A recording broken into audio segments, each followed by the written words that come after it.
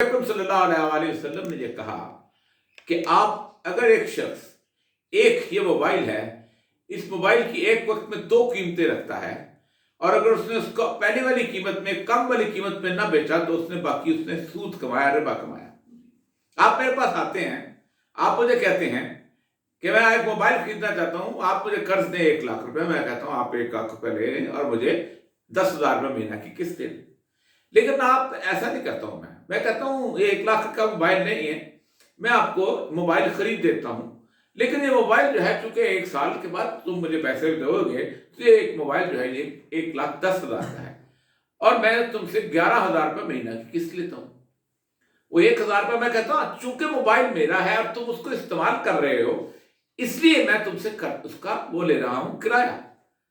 आप बड़ा अच्छा है, आपने आपको तो धोखा दे दिया, अल्लाह को कैसे धोखा दोगे? मैं एक वापडा का चेयरमैन हूं, मैं चाहता हूं एक बहुत बड़ी डैम बनाना, मैं उसके लिए एक कंपनी बनाता हूं, एक इस्लामिक बैंकिंग बता रहा हूं, स्पेशल पर्पस व्हीकल। उस कंपनी में 5 डायरेक्टर मेरे होते हैं और 4 डायरेक्टर बाहर से होते हैं। हम वो कंपनी जो है उसमें मैं ही 5 डायरेक्टर मेरे ही हैं। वो कंपनी इस बैंक उस डैम का डिजाइन करती है, वैल्यूएशन कराती है, कहते हैं 50 अरब रुपए का ये बैंक डिजाइन हो गया। उस बाद 50 अरब रुपया जो है वो मैं कहता हूं मीजान बैंकों के इसको इन्वेस्टमेंट करो। वो स्कूक जारी करता है, वो स्कूक जारी करके मुझे 50 लाख रुपया दे देता है। अब वो कंपनी जो है ना मेरी, वो मुझे वो डैम किराए पे देती है और सुबह मैं काइबर का रेट खोलता हूं और लाइबर का रेट खोलता हूं और उसके हिसाब से मैं पेमेंट करता हूं। आप मुझे बताइए ये कहां लिखा गया है कि ये सूद नहीं है? या मुझे बताओ, आप किसी आदमी को अपना मकान किराए पे देते हो, सुबह काइबर का रेट देखते हो, शाम को लाइबर का रेट देखते हो, वो रेट बदलता रहता है। फिर इसलिए क्या आप समझ दोगे? फिर इस्लाम की बेसिक एसेंस जो मैंने आपसे कहा वो आर्टिफिशियल क्रेडिट क्रिएट है। रसूल अकरम सल्लल्लाहु अलैहि वसल्लम ने फरमाया कि तुम उस चीज में क्रिएट करो जिसकी इंट्रिंसिक वैल्यू हो अपनी। मतलब सोने में करो, चांदी में करो, खजूर में करो, उसके बाद नमक में करो, अपना चावल में करो, गंदम में करो। अब उसमें पूरी फिका 1400 साल मुत्तफिक है कि नकदैन यानी स्टैंडर्ड जो है वो क्या है? वो गोल्ड है। आपने उसकी जगह स्टैंडर्ड क्या बना दिया? डॉलर। ठीक, आपने वो आज अगर डॉलर बाजार में जाके बेचा जाए तो कागज रत्ती के भाव नहीं बिकता अगर उसके पीछे कुछ ना हो।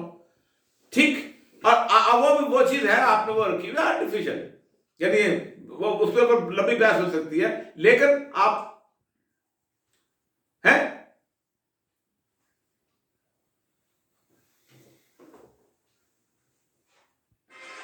नहीं, मैं नहीं देगा।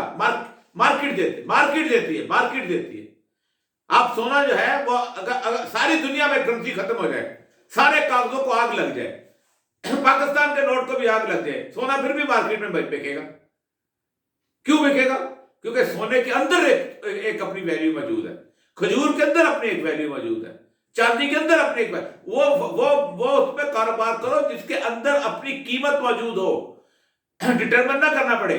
ये कागज जो है ना, ये एक 5 रुपए का कागज है जो छपता है और एक 100 रुपए का कागज है। दोनों पे 1 पैसा या 2 पैसे या 5 पैसे खर्च होते हैं। एक तो ये तीसरी आप जो इसके अंदर सूरत हाल है कि आप 5,000 लोगों का पैसा इकट्ठा करते हो, एक पैसे का ढेर लगाते हो और पैसे के ढेर को लगा के आप कहते हो कि सब जगह खर्च किया और उसके बाद आपने दे दिया। आप मुझे बताइए किस जगह ये प्रिंसिपल मौजूद है इस्लामिक ट्रांजैक्शन के अंदर कि मुझे पता ही नहीं।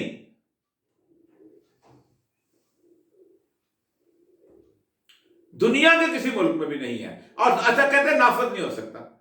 ये कम्युनिस्ट आए थे 1917 में, उन्होंने आईएमएफ से निजात हासिल की थी और उन्होंने अपना मॉनेटरी सिस्टम बिल्टअप किया था। वो बाजार से सोना खरीदते थे, डॉलर खरीदते थे, पेमेंट करते थे। उनके यहां 75 साल सूद नहीं रहा। अब रहता है आपका इंटरनेशनल ट्रांजैक्शन। ठीक, इन्होंने कहा आईएमएफ आपको कर्जा देता है। आईएमएफ जो पैसा आपके पास रखता है वो खर्च नहीं कर सकते, उसकी बुनियाद पे आप कर्जा लेते हैं, वो एक सिक्योरिटी पड़ी होती है। आईएमएफ तो आपसे सूद लेता ही नहीं।